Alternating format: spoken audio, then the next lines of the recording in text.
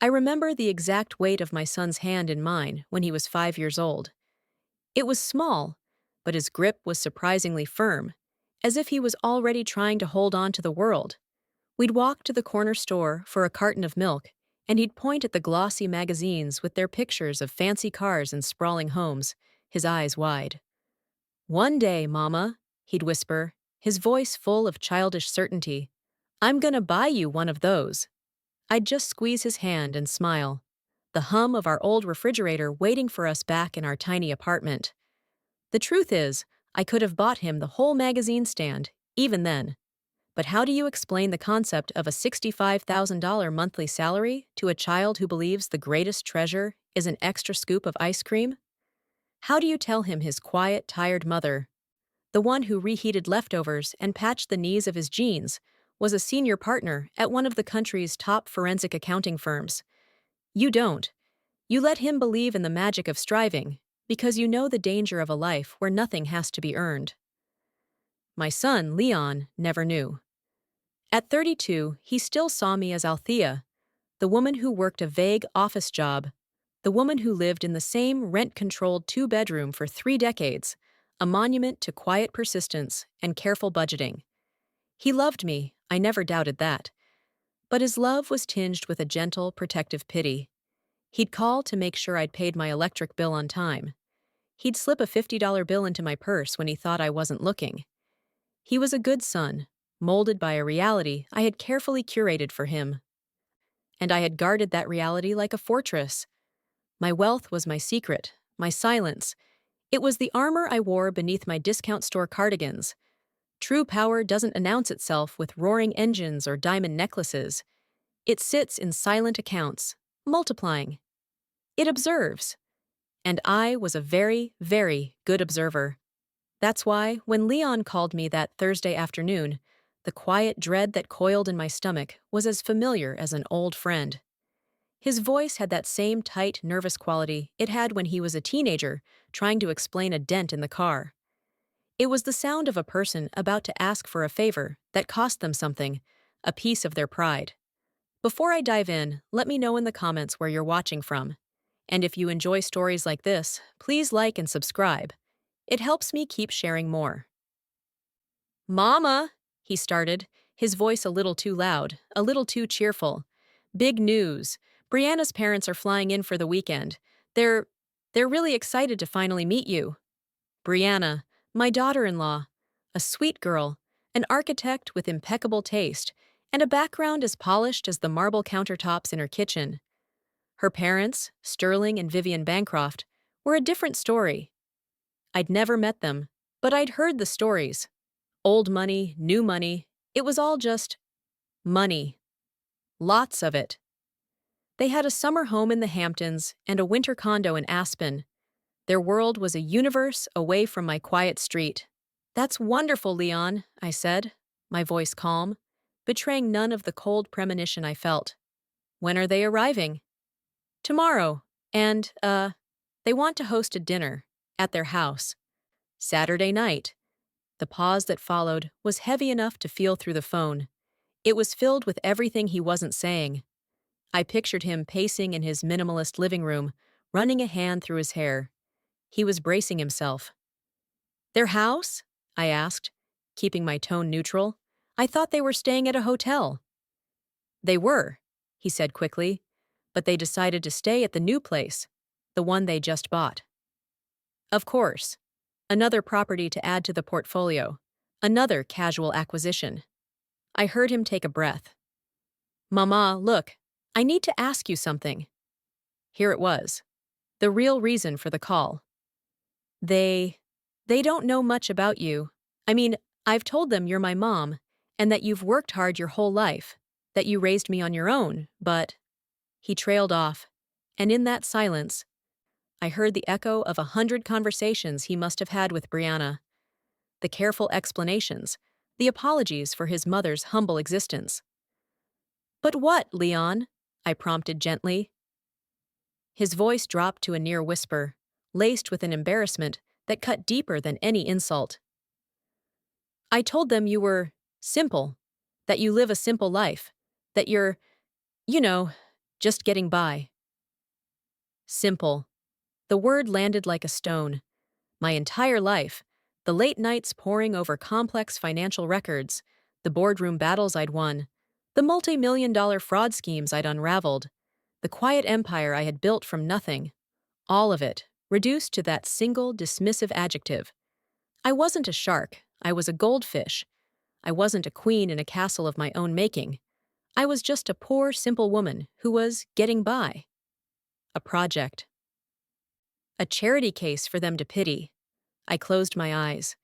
The anger that flashed through me was hot and sharp, but I banked it, turning it into something cold and useful.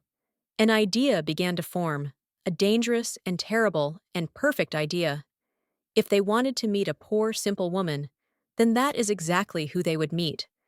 I would be the most broke, the most naive, the most tragically simple mother they could ever imagine. I wanted to see their faces, unmasked. I wanted to feel the full force of their judgment, to know the true character of the family my son had married into. Because my instincts, honed by decades of sniffing out deception, were screaming that something was deeply wrong here. "Okay, son," I said, my voice soft, laced with a manufactured fragility. "I'll be there. What time?" He exhaled, a rush of pure relief. 7. It's formal. But, you know, just wear something nice. The unspoken addendum hung in the air. Please don't embarrass me. I'll find something, I promised. We hung up, and I stood in the silence of my living room. My comfortable, worn armchair. My sturdy, second-hand coffee table. The framed photo of a 5-year-old Leon, his hand in mine. For a moment, a wave of sadness washed over me. Sadness for my son, who felt the need to apologize for me. Sadness for the game I was about to play. But then, the cold resolve returned. This wasn't just a game. It was an audit. A personal, emotional audit of the Bancroft family. And I was the best in the business. My gaze fell back on the phone, a silent black rectangle on the end table. Leon's last words echoed in my mind.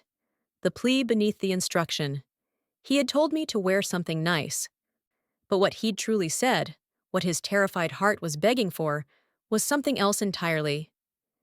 He had ended the call with a final, hesitant whisper, a betrayal so quiet I almost missed it. "And Mama?" he'd said, his voice cracking. "Maybe? Maybe leave your old handbag at home?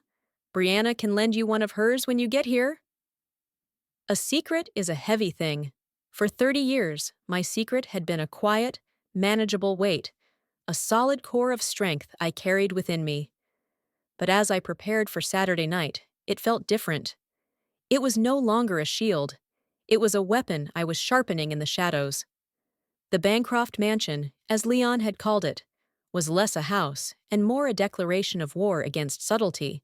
It was a sprawling, white stone monolith in the city's most exclusive enclave, a place where the trees seemed to grow with better posture.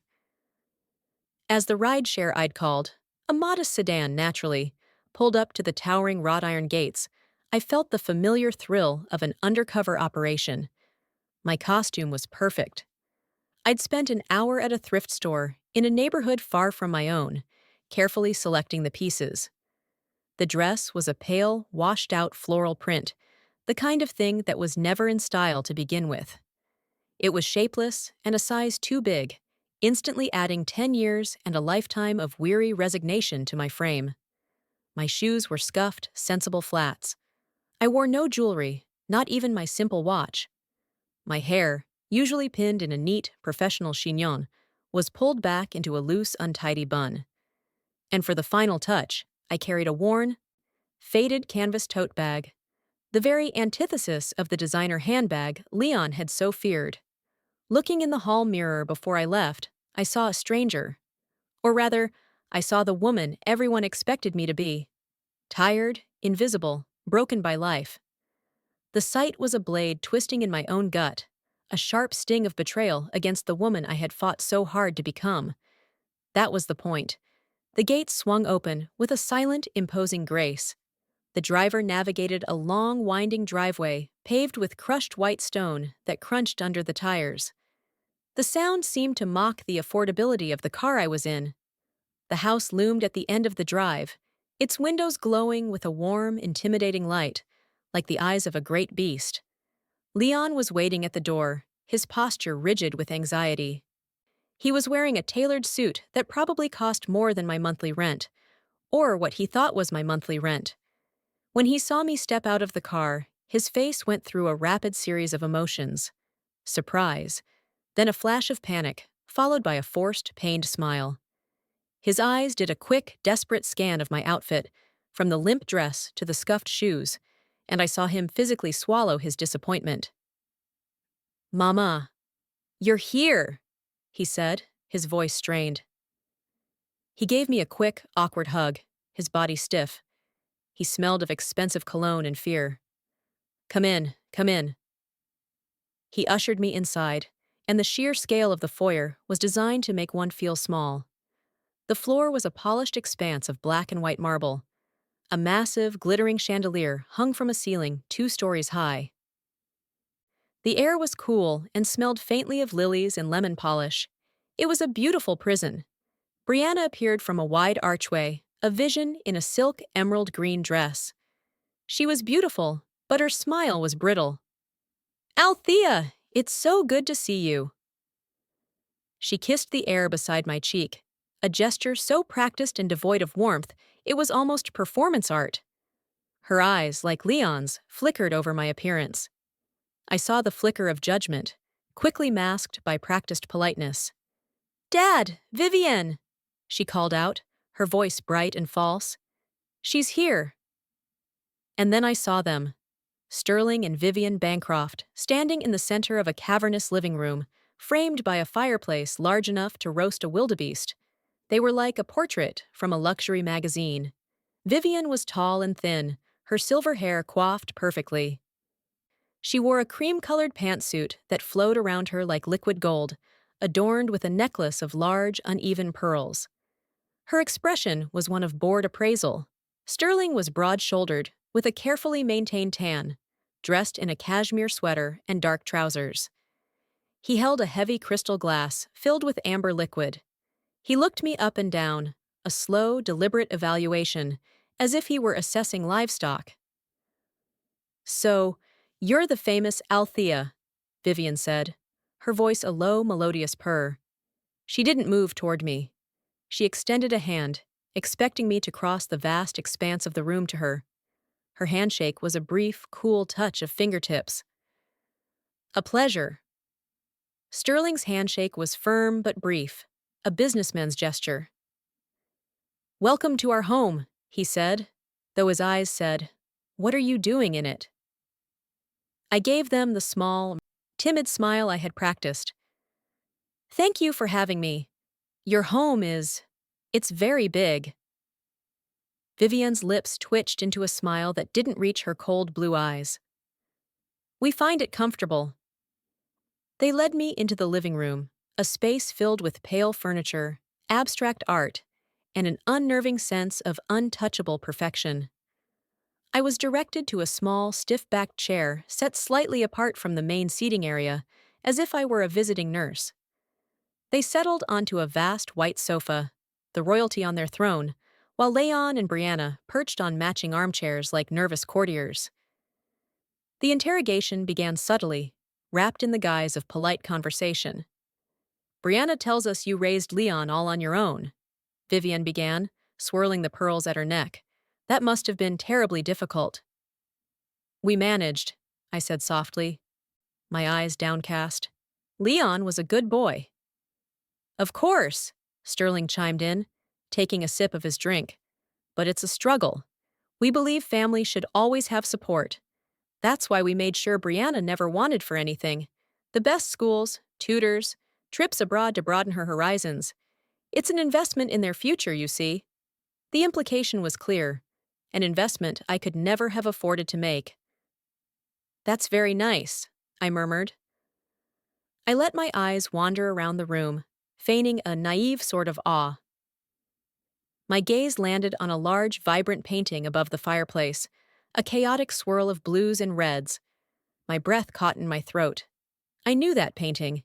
It was a piece by a moderately famous contemporary artist, but this specific one was notorious in certain circles.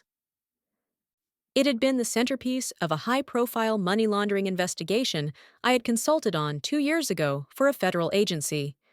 The original had been recovered, but several high-quality forgeries had been used to move illicit funds through shell corporations and auction houses. And the one hanging over Sterling and Vivian Bancroft's fireplace was, without a shadow of a doubt, one of those forgeries. My blood ran cold, not with fear, but with a sudden chilling clarity. This wasn't just a family of snobs. There was something else here. A different kind of secret. The kind of secret I was paid a fortune to unearth. I tore my eyes away from the painting, my heart hammering against my ribs. I looked back at Sterling, who was watching me with a smug, knowing look, misinterpreting my silence as awe. "Impressive, isn't it?" he said, gesturing toward the painting with his glass. "It's a Devereux. Cost a small fortune, but a good investment appreciates. You have to know where to put your money." I met his gaze, my mind racing, connecting dots I didn't even know existed. I gave him my most guileless smile. "I don't know anything about art," I confessed, my voice a whisper of pure, unadulterated ignorance. "But the colors are very pretty." Dinner was served in a dining room that could have seated 30. The table was a long, polished slab of dark wood, set with a dizzying array of silverware and crystal glasses. I was placed at the far end, a lonely island of floral print polyester in a sea of silk and cashmere. The meal itself was a masterclass in passive aggression. The first course was a delicate scallop ceviche. As the servers placed it before us, Vivian watched me, a small, knowing smile on her face. "Do you enjoy seafood, Althea?" she asked, her tone sweet as poison. I looked at the tiny, translucent pieces of fish. "I don't get to eat it much," I admitted, playing my part. "It can be so expensive." "Oh, one must never skimp on quality," Sterling declared, raising his wineglass. "Whether it's food, art, or education, you get what you pay for." He took a pointed sip from his glass. I noticed my wineglass had been filled with a different wine than theirs, a rosé, while they all drank a deep, rich red. They hadn't even tried to be subtle. The taste of the wine was cloyingly sweet, cheap. It coated my tongue as I took a small, polite sip, the flavor a perfect metaphor for their hospitality. The conversation flowed around me, a river of names and places I was meant to find impressive. They spoke of St. Bart's, of their contact at Sotheby's, of the new Tesla Sterling was thinking of buying. Leon and Brianna were quiet, occasionally nodding or adding a small affirming comment. They were hostages in their own home. I was the subject of their quiet pity, a problem to be managed. Every so often, Sterling or Vivian would throw a question my way, like tossing a fish to a seal at the zoo. "And what is it you do, exactly, Althea?" Sterling asked, leaning forward. "Leon said an office job." "That's right," I said, focusing on cutting a small piece of my main course, a filet mignon I knew cost more than my weekly grocery budget or the one I pretended to have. "Paperwork, filing, you know, simple things." "Ah, administrative work," Vivian said, nodding slowly. "All work has dignity, of course, but it must be difficult, not having a real career path." Before I could respond, the front doorbell chimed, a melodic, three-note sound that echoed through the house. I saw a flicker of annoyance cross Sterling's face. Vivian shot a sharp look toward Brianna. "Were you expecting someone else?" she asked, her voice tight. Brianna shook her head, looking confused. "No, of course not." A moment later, a butler, I hadn't even realized they had a butler, appeared at the archway to the dining room, his expression flustered. "Forgive the interruption, Mr. Bancroft," he murmured, "but a Mr. Peterson is here. He insists it's urgent." Sterling's face darkened. He placed his fork and knife down with a sharp clink against the china. "Tell him I'm unavailable. I'm with family." "I did, sir," the butler stammered. He said to mention the Geneva matter." The room went utterly still. The name dropped into the silence like a stone in a well. I watched Sterling's face. A muscle in his jaw twitched.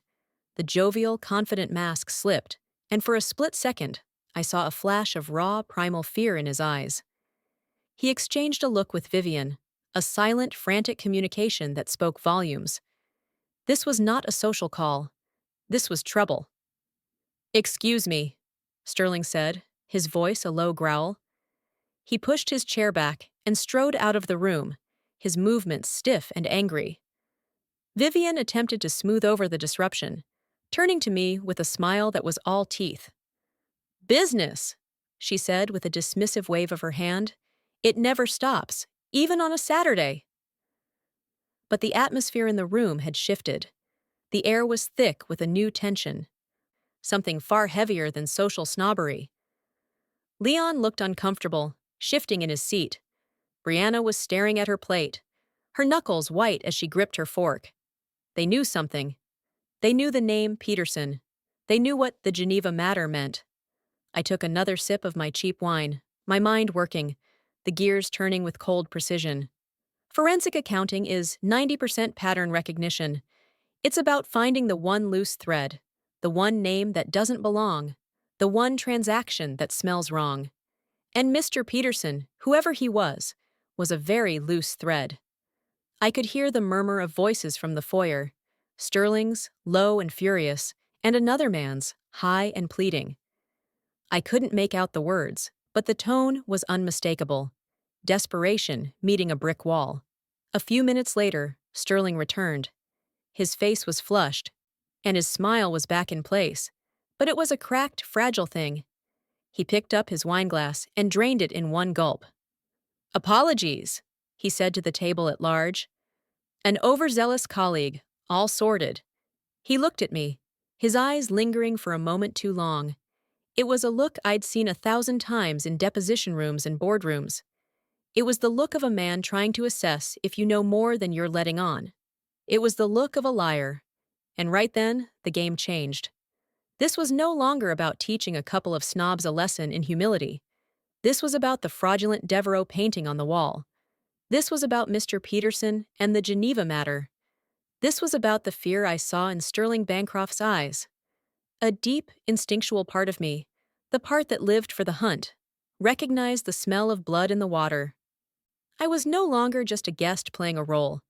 I was an auditor who had just stumbled into the middle of a live case. The rest of the dinner was a blur. The pretense of polite conversation returned, but it was hollow, brittle. The energy had been sucked out of the room. Vivian kept shooting worried glances at her husband. Sterling drank too much, too fast. Just as the dessert plates were being cleared, Vivian seemed to rally, as if remembering her original mission for the evening. She fixed me with a look of practiced maternal concern. "Althea," she began, her voice soft and condescending. "Now that we're all family, I think it's important we speak openly. As parents, Sterling and I only want the best for our children, and that includes Leon." She paused, letting the weight of her words settle. "We worry," she continued, "that with your situation, you might become a financial burden on him and Brianna down the line. We would never want to see their future compromised." There it was, the killing blow, delivered with a sympathetic smile. I felt Leon tense beside me. I saw Brianna flinch. But I felt nothing but a cold, soaring calm. The pieces were all falling into place. They weren't just trying to cut me out because I was poor. They were trying to secure their daughter's future with my son, perhaps seeing him as a stable, untainted asset, while their own world was teetering on the edge of collapse. The thought was so audacious, so utterly brazen, it was almost beautiful. Vivian leaned forward, her voice dropping to a conspiratorial whisper. "That's why Sterling and I would like to help. We've discussed it, and we want to offer you a small monthly stipend. Nothing extravagant, of course, just enough to ensure you're comfortable so that Leon doesn't have to worry. A gift from one family to another." Her eyes gleamed with the triumph of her own magnanimity. She thought she was offering me charity. She had no idea she was trying to bribe a federal witness. The silence stretched. Everyone looked at me, waiting for my grateful tears, my humble acceptance. I slowly, deliberately, placed my napkin on the table. I looked from Vivian's smug face to Sterling's anxious one. I let my gaze drift past them, to the fraudulent painting hanging over the fireplace, a monument to their lies. And then I looked back at Vivian. "A stipend," I repeated, my voice no longer small or timid. It was clear, steady, and dangerously calm. How wonderfully generous. "Before I accept, could you tell me, would these payments be coming from the same account you used to acquire that lovely forgery over your mantelpiece?" The silence that fell over the dining room was not empty. It was a dense, heavy thing, sucking the very air from the room. 4 faces stared at me, each a mask of disbelief. Leon looked utterly bewildered, as if I'd suddenly started speaking in a foreign language. Brianna's face was pale, her mouth slightly agape. Vivian's mask of condescending pity had frozen, then shattered, replaced by stark, undisguised shock. But it was Sterling's reaction that was the most telling. The color drained from his face, leaving his expensive tan looking like a cheap, painted-on veneer. The fear I had seen earlier returned, but this time it was not a flicker, it was a raging inferno. He looked at me as if I had just pulled the pin from a grenade. What did you just say?" he stammered, his voice a hoarse whisper. I met his gaze, my own expression unreadable. I kept my voice level, almost conversational. "The Devereaux. It's a beautiful piece, from his 2016 Chaos series. But the original has a small, barely visible brushstroke of cadmium yellow, just to the left of the main signature. An accident the artist decided to leave in. This one doesn't have it. It's a very, very good forgery, but a forgery nonetheless. The kind one might acquire through less than reputable channels to, say, clean a large sum of undeclared income." Every word was a carefully placed stone, building a wall around them. I saw Leon's eyes dart from me to the painting and back again, his confusion warring with a dawning horror.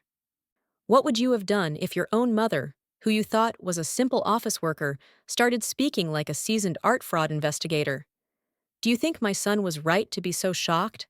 Let us know in the comments." Vivian found her voice first, a shrill, sharp sound. "That is the most absurd, insulting thing I have ever heard. You come into our home, eat our food, and you dare to make such accusations?" "It wasn't an accusation," I said calmly. "It was a question about the stipend. I'm simply concerned about the source of funds. As a potential recipient of your charity, I feel it's my right to perform a little due diligence." I leaned forward slightly, my gaze fixed on Sterling. "For instance, I'd also be curious to know if this stipend is connected in any way to the Geneva matter that had Mr. Peterson so agitated." That name, Peterson, it rings a bell. A junior partner at a firm implicated in the Vantage Holdings collapse last year. Wasn't he? A lot of investors lost everything in that scheme. A classic Ponzi, built on a foundation of offshore accounts and, funnily enough, fraudulent art sales. Sterling flinched as if I'd struck him.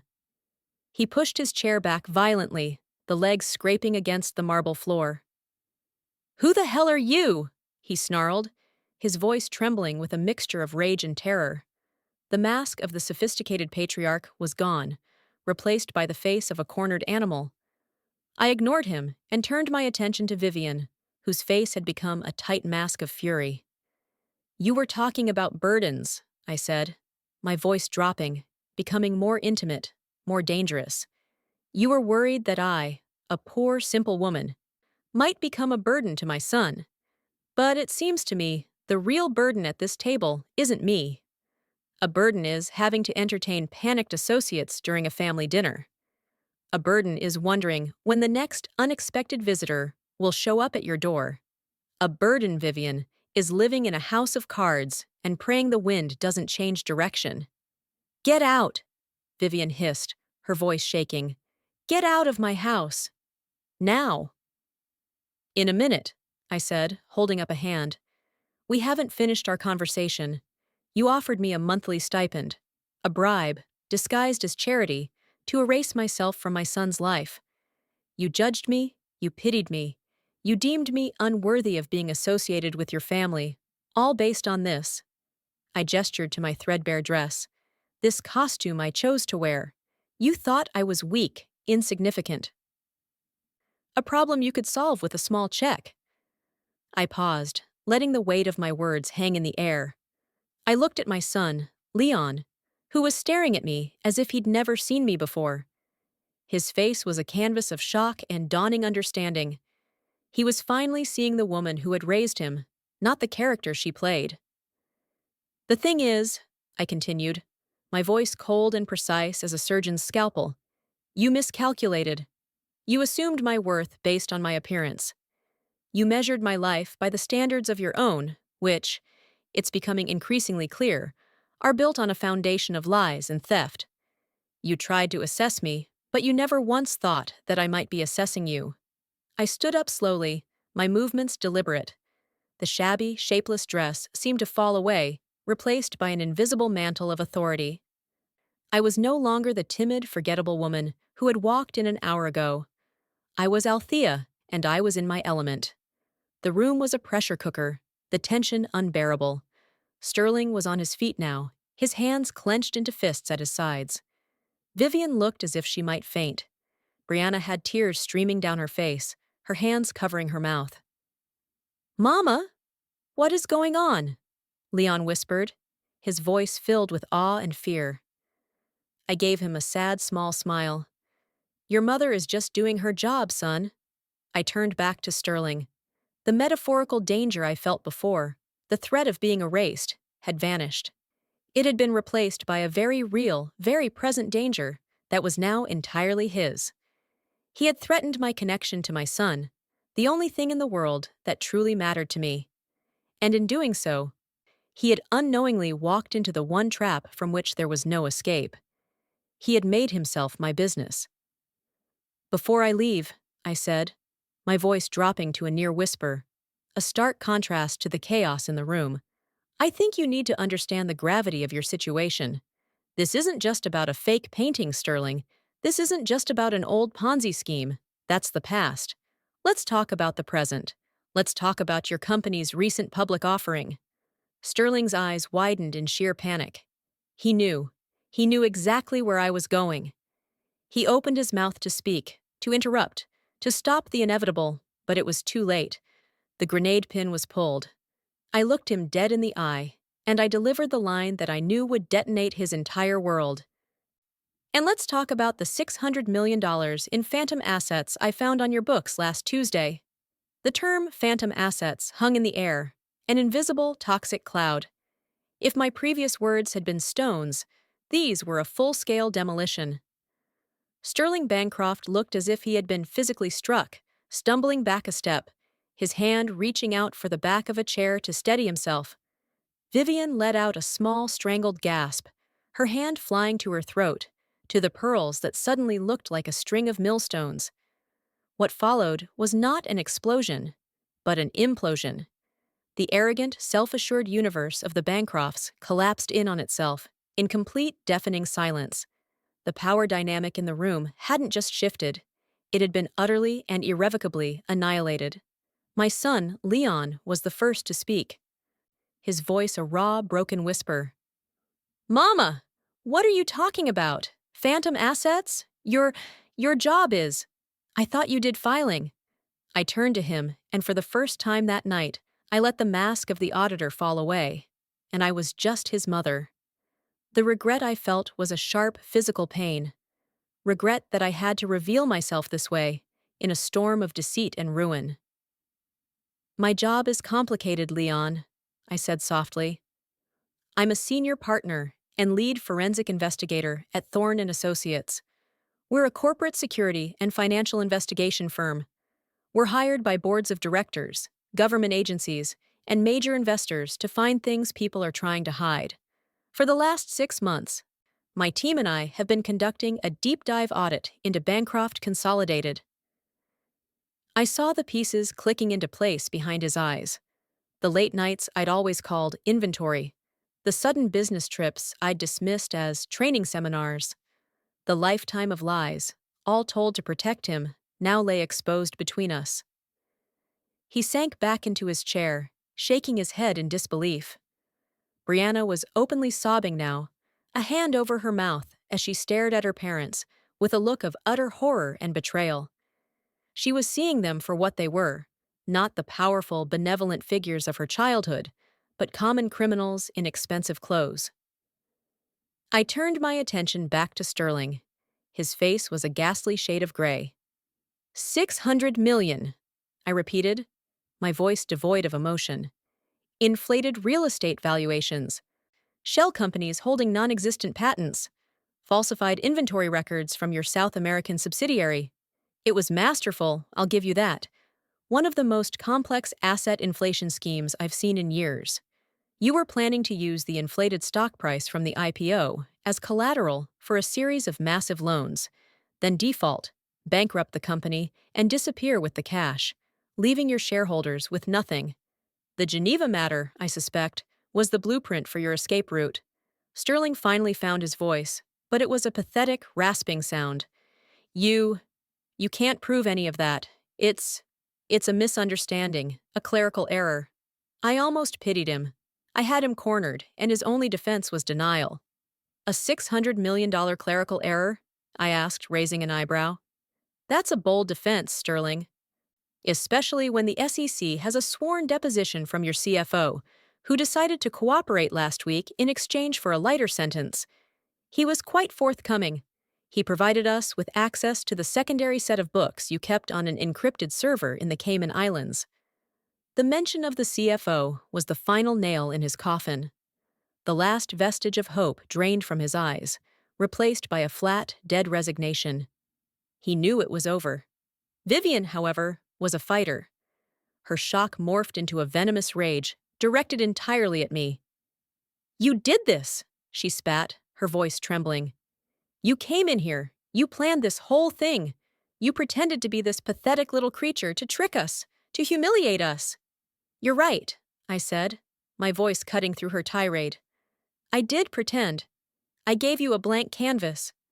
And I let you paint your own portrait. You're the one who chose the colors. You chose arrogance. You chose cruelty. You chose to look at a person who you thought had nothing and feel nothing but contempt. I didn't humiliate you, Vivian. I simply held up a mirror, and you were horrified by what you saw." The betrayal in the room was now a two-way street. They had betrayed every standard of decency, and now I was betraying their most fundamental assumption, that they were untouchable. "My client," I continued, my professional voice returning, "the consortium of investors who hired me to investigate your company before the IPO, is not pleased. They see this as a significant breach of trust." Sterling let out a bitter, hollow laugh. "Your client? Let me guess. It's Marcus Thorne himself, isn't it? That old vulture." I knew he was sniffing around. "Marcus is my boss, not my client," I corrected him, "and he sends his regards. No, my primary client in this matter is a man you defrauded in the Vantage Holdings collapse a few years back. He lost his entire life savings, Sterling. Everything. He spent the last 2 years rebuilding, and he hired me with the last of his funds to make sure you never did it to anyone else again." I let that sink in. Their ruin wasn't orchestrated by a corporate rival. It was the result of the quiet, patient vengeance of a man they had already destroyed and forgotten. "This is a nightmare," Brianna whispered, looking from her parents to me, her world completely upended. I looked at her, my heart aching for the innocent caught in the crossfire. "The nightmare, Brianna," I said gently, "was the lie your parents were living. This is the waking up." I walked over to my faded canvas tote bag, which sat forlornly by the stiff-backed chair I'd been assigned. It looked so out of place amidst the luxury and ruin. From it, I pulled not a wallet, but a slim, leather-bound portfolio.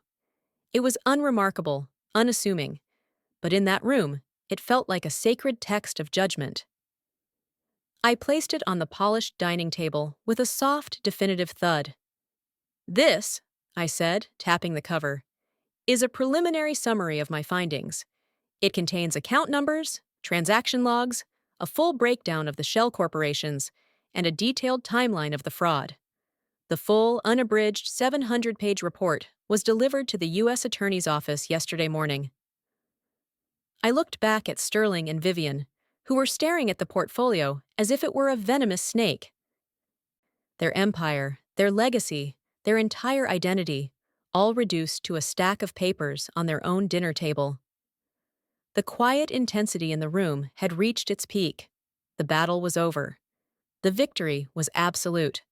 But I had one more thread to pull. "That's what I love about my job," I said, a cold philosophical edge to my voice. "Everything leaves a trace. Every lie, every theft, every shortcut. You think you're clever, covering your tracks. But you always miss something, a single misplaced decimal point, a name you thought was forgotten. Or, in your case, a very chatty junior partner named Peterson, who was terrified of going to prison over the Geneva matter and decided to record a few very incriminating conversations with you, Sterling." I paused, letting the final piece of the puzzle fall into place with brutal precision. "And he was more than happy to hand those recordings over to me this afternoon in exchange for my recommendation for leniency." The mention of recorded conversations was the final, fatal blow. If there had been any fight left in Sterling Bancroft, it evaporated in that instant. He collapsed into a dining chair, not with a crash, but with a slow, boneless deflation, like a man whose skeleton had been stolen. He put his head in his hands, his broad shoulders shaking. It wasn't the posture of a titan of industry, it was the posture of a broken man. Vivian stared at him, her face a mask of horror, not for his crimes, but for his weakness. "Sterling, say something," she pleaded, her voice a thin, reedy sound. But he was gone, lost in the rubble of his own making. I opened the slim portfolio on the table. The silence was so profound, I could hear the faint rustle of the high-quality paper. I didn't need to show them the contents. The theater of it was enough. The shock of the hidden truth was no longer just about my identity. It was about the comprehensive, inescapable nature of their downfall. "Forensic accounting," I said, speaking into the vacuum, "is a kind of storytelling. You just have to learn how to read the story the numbers are telling you. And your numbers, Sterling, tell a fascinating tale of greed." I looked over at Brianna, who was being comforted by a shell-shocked Leon. He had his arm around her, but he was staring at me, his expression a complex mixture of awe, fear, and a strange, burgeoning pride. He was seeing me for the first time, not as his simple mother, but as a force of nature. "Your father was brilliant at it," I told her, my voice softening with a shred of pity for her, the true victim in this. "He created a web so tangled, so complex, that he believed no one could ever unravel it. He used layers of offshore accounts, trusts in the names of distant relatives, and high-frequency stock trades to wash the money. He'd move millions of dollars through a dozen different countries in a matter of hours. The fake Devereaux painting was just a small part of it, a way to legitimize a few $100,000 here and there. The real fraud was in the corporate structure itself." I felt a strange sense of detachment, the same feeling I always got at the end of a long case. The thrill of the hunt was over, replaced by the quiet, methodical work of cataloging the kill. The sensory details of the room were sharp and clear, the cold sweat beating on Sterling's temple as he lowered his hands, the tremor in Vivian's fingers as she gripped the back of a chair, the salty taste of tears that I knew were on Brianna's lips. "He gambled, Brianna," I continued. "He gambled with his employees' pensions. He gambled with his investors' life savings. And he gambled with your future. This house, the cars, the trips, the life you've always known. A significant portion of it was built on the losses of other people." Vivian let out a guttural sob, a sound of pure, animal grief. "How could you?" she whispered, her eyes burning with a hateful fire. "How could you be so cruel? To do this to us? In front of our daughter? In front of your own son?" I met her gaze without flinching. "Cruel?" I asked, my voice dangerously quiet. Was it not cruel when you looked at me and saw nothing but a burden to be discarded? Was it not cruel when you offered to buy my silence for a pittance, to erase me from my family's life so I wouldn't tarnish your perfect image? You speak of cruelty, Vivian, but you have no understanding of the word. You confuse consequences with cruelty. I am not the cause of your family's destruction. I am merely the one delivering the news. That was the moment her composure finally, completely snapped. Her grief and fear curdled into a last, desperate act of defiance. With a scream of rage, she lunged across the table, not at me, but at the portfolio, the physical manifestation of her ruin.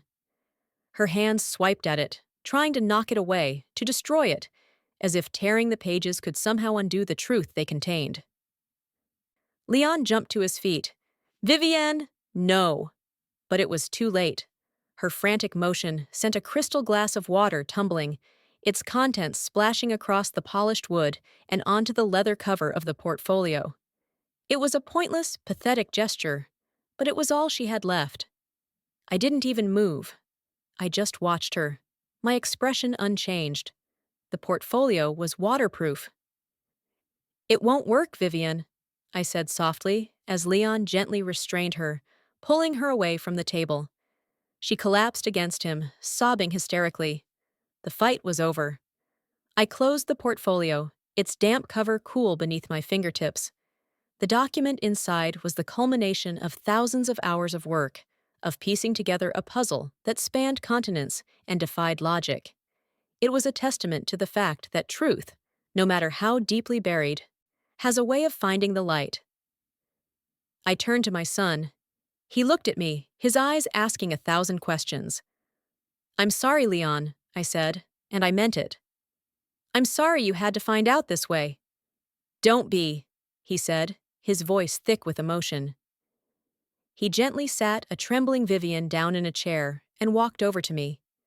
He looked at the chaos, at the weeping women and the broken man, and then he looked at me, the architect of it all. I've spent my whole life worrying about you, he said, a tear tracing a path down his cheek. Thinking I had to protect you, and all this time, he shook his head, a small, incredulous laugh escaping his lips. All this time, you were the one protecting me. He pulled me into a hug, a real one, fierce and strong, the kind of hug a son gives a mother he finally, truly sees.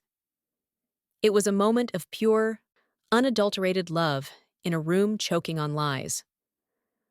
Over his shoulder, I saw Sterling lift his head. His eyes were vacant, defeated. He knew there was no escape. The evidence was irrefutable. The witnesses were secure. The case was closed. But he didn't know the full extent of the timeline. He didn't know about the final piece I had put in place before I even set foot in his house. I pulled back from Leon's hug. I picked up the portfolio from the table, wiping the water from its cover with my hand. I held it up. This portfolio is just a summary, I said, my voice ringing with finality. A courtesy copy. The warrants for your arrest were signed by a federal judge this morning, Sterling. They were made effective at 9 p.m. tonight. I glanced at the ornate clock on the mantelpiece, its golden hands sweeping silently. It read 9:05. My client wanted to ensure you had finished your dinner, I said, a flicker of ice in my voice. He's a very considerate man.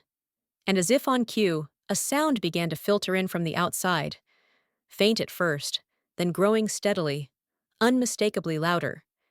It was a sound that cut through the manicured silence of the neighborhood, a sound that promised an end to all pretense. It was the sound of sirens. The wail of the sirens grew from a distant cry to an invasive, unavoidable scream. It was the soundtrack to the end of a world.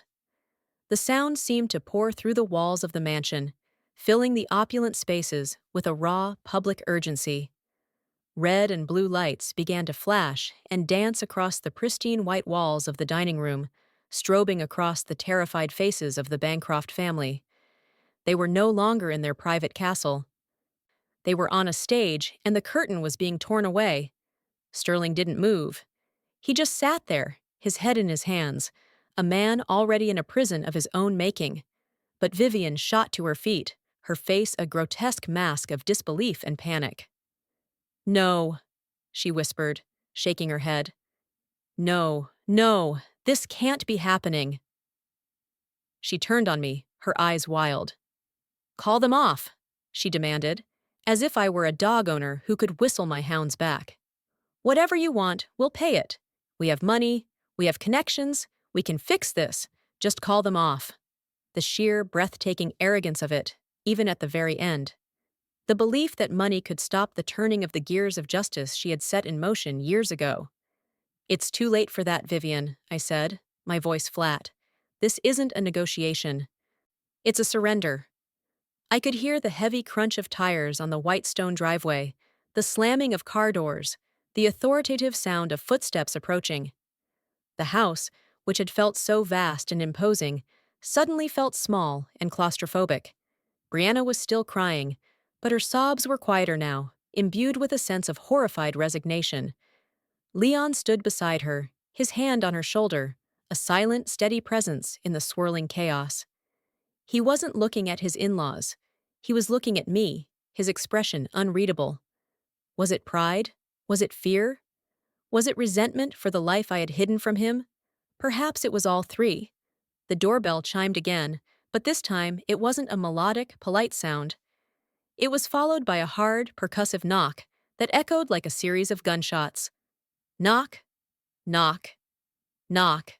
The butler, who had long since vanished, did not reappear. No one moved. The knock came again, louder this time, more insistent. "Federal agents! Open the door!" a voice shouted from outside.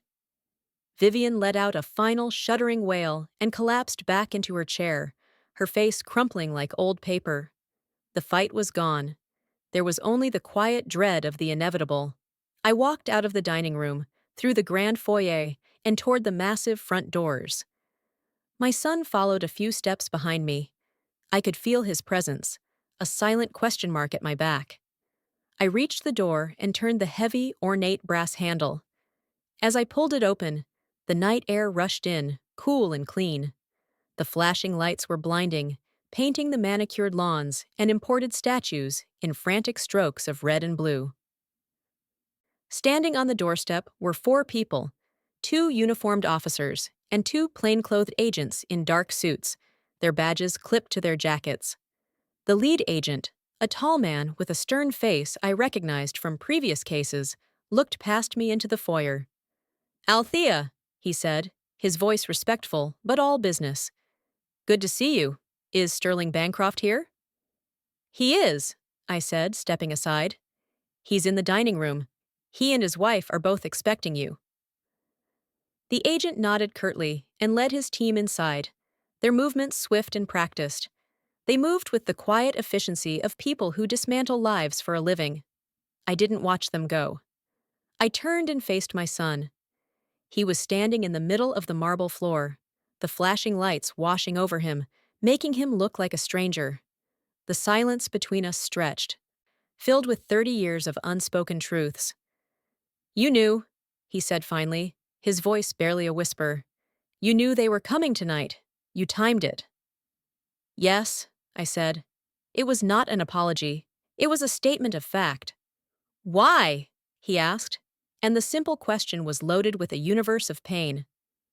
"Why do it like this? In front of everyone? In front of Brianna?" "Because," I said, my voice low and steady, "some lessons can only be learned by seeing things fall apart. Your in-laws built their lives on the illusion of power. They used it to intimidate, to control, and to hurt people, including you and including me. The only way to break that illusion was to shatter it completely, publicly, and without mercy. They needed to see that their money, their connections, their beautiful house, none of it could save them. They needed to be humbled." I took a step toward him. "And Brianna," I continued, my voice softening, "as painful as this is, she needed to see it too. She needed to see the truth of who her parents are, stripped of all pretense. Only then can she decide who she wants to be." He looked away toward the archway, where the agents had disappeared. We could hear their low, authoritative voices, the rustle of papers, a woman's quiet sob. He was processing, trying to reconcile the image of the mother who made him oatmeal with the woman who could orchestrate a federal raid. "Did you ever think about telling me?" he asked, his voice raw. "About your job? About any of it?" "Every day," I confessed, the truth of it aching in my chest. "Every time you slipped that 50 into my purse, I wanted to tell you. Every time you worried about my rent, I wanted to show you the bank statements. But I was afraid, Leon. I was afraid the money would change you. I grew up with nothing, and I saw what wealth did to people who didn't earn it. It made them weak. It made them entitled. Like them." I gestured toward the dining room. "I wanted you to be strong. I wanted you to build your own life, on your own terms. I wanted you to be a good man. And you are. You are a better man than I could have ever hoped for." Tears welled in his eyes, and he pulled me into another hug, this one softer, filled with a deep, sorrowful understanding. "I'm so proud of you, Mama," he whispered into my hair, "but I'm also so sorry." "Don't be sorry," I murmured. "Just be there for your wife. She's going to need you now more than ever." Just then, the agents reappeared, escorting Sterling and Vivian. They were both in handcuffs. The fight, the anger, the arrogance, it was all gone. They just looked small, old, and defeated. Sterling wouldn't look at me, his eyes fixed on the floor. But Vivian lifted her head. Her makeup was smeared, her perfect hair was disheveled. She looked at me, and her eyes were filled with a pure, bottomless hatred that was almost terrifying in its intensity. She didn't say a word. She didn't have to. Her look promised a lifetime of resentment. As they were led out the door and into the flashing lights of the waiting cars, I felt no triumph, no satisfaction, just a profound, weary sadness. The hunt was over, the story was told, and all that was left was the wreckage. The lead agent paused at the door. "The U.S. Attorney sends his thanks, Althea. He said to tell you this was your finest work yet." I just nodded, too tired to speak. As the car doors slammed shut and the sirens began to fade into the distance, a new silence fell over the house. It was a hollow, empty silence, filled with the ghosts of what had been. Brianna appeared in the archway, her face tear-streaked and pale. She looked at me, her eyes filled with a terrifying mix of emotions. She opened her mouth to speak, but no words came out. What could she possibly say? I, her mother-in-law, had just systematically and deliberately destroyed her entire family. In the aftermath, the grand mansion felt like a mausoleum. The scent of lilies was cloying, funereal. The silence was broken only by Brianna's quiet, hitching breaths. She stood in the archway, looking at me not with hatred, as her mother had, but with a profound and devastating confusion. She was a survivor standing in the rubble of a city she had once called home, and I was the earthquake. I walked over to her, my movements slow. I didn't touch her. I just stood before her. "Brianna," I said softly, "I am sorry for your pain. I truly am." She finally looked up, her eyes red-rimmed and hollow. "Were you?" she asked, her voice raspy. "Were you sorry when you planned this? When you wore that dress? When you watched them lie to you?" "No," I answered honestly. "In those moments, I was not sorry. I was angry. I was focused. I was doing my job. But I am sorry for this. For the wreckage. No child should have to watch their parents fall this way." She shook her head, a fresh wave of tears spilling down her cheeks. "I knew," she whispered, the confession tearing from her. "I didn't know the details. I didn't know it was this. But I knew something was wrong. The trips that were canceled at the last minute, the hushed, angry phone calls, the way my father would stare at the financial news with a look of sheer terror. I chose not to see it. It was easier to believe the stories they told me. It was easier to be the perfect daughter in the perfect family.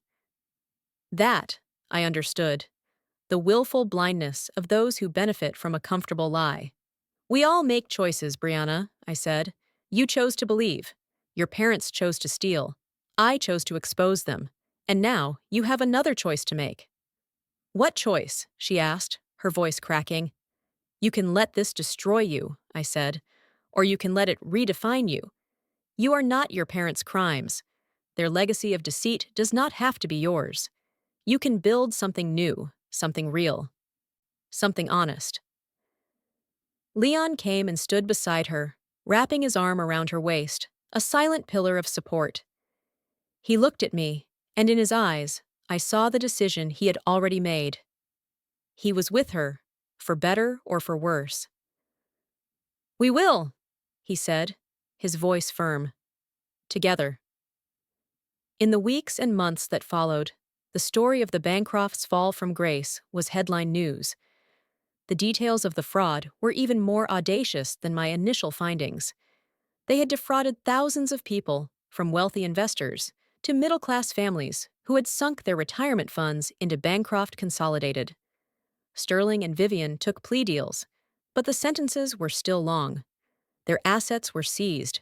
The Great White Mansion sold at auction to pay back a fraction of what they had stolen. The Devereaux forgery was entered into evidence. Brianna did not fall apart. She bent, but she did not break. She and Leon sold their minimalist house, its down payment a tainted gift from her parents, and moved into a smaller, more modest apartment. She continued to work as an architect, but she also started volunteering her time, designing community centers and low-income housing. She was building something real. She visited me a few times at my old, familiar apartment. Our conversations were awkward at first, filled with unspoken grief. But slowly, a new relationship began to form, one built not on a foundation of family ties, but on a shared, difficult truth. She asked me about my work, about my life. She wanted to understand the woman who had lived a double life to protect her son. And I told her. I told her about growing up poor, about the hunger for a life of security, and about the moment I realized that security wasn't about having things, but about having the strength to stand on your own. One afternoon, she confessed, "You know, the thing that hurt the most that night? It wasn't the lies about the money. It was when my mother offered you that stipend. It was the condescension, the cruelty of it. That's the part I can't forgive." "That," I told her, "is because you have a good heart. You understand that the greatest poverty isn't a lack of money, it's a lack of empathy." We never became best friends. The chasm between us was too wide, the history too painful. But we found a quiet, respectful peace. We were family, bound by a strange and violent storm. I never retired. The work was in my blood. But I softened. I let Leon into my real life. He'd call me to talk about a complex case, his voice filled with pride. He never asked for money, and I never offered. He was building his own life, and that was the greatest return on investment I could ever ask for. Sometimes, late at night, I sit in my quiet living room, in the same worn armchair, and I think about that night. I think about the weight of that simple floral dress and the liberating power of the truth. I learned something, too. I learned that while my secret had protected my son, it had also put a wall between us. True strength isn't just about silent, hidden power. It's about the courage to be seen for who you truly are. And the greatest wealth I have, the only legacy that truly matters, is not in my bank accounts. It is the love of a son who sees me, all of me, and is proud. It is the quiet peace of a life lived with integrity. It is knowing that when you strip away the money, the titles, and the illusions, what remains is your character. And character is the one asset that can never be seized, devalued, or stolen. We've all faced moments where we've been judged unfairly. Do you believe she did the right thing? Let us know what you would have done in the comments below. If you're not subscribing yet, let us know why. We want to hear your thoughts. Only subscribers are guaranteed not to miss the next story. Subscribe so you're not left out of the conversation.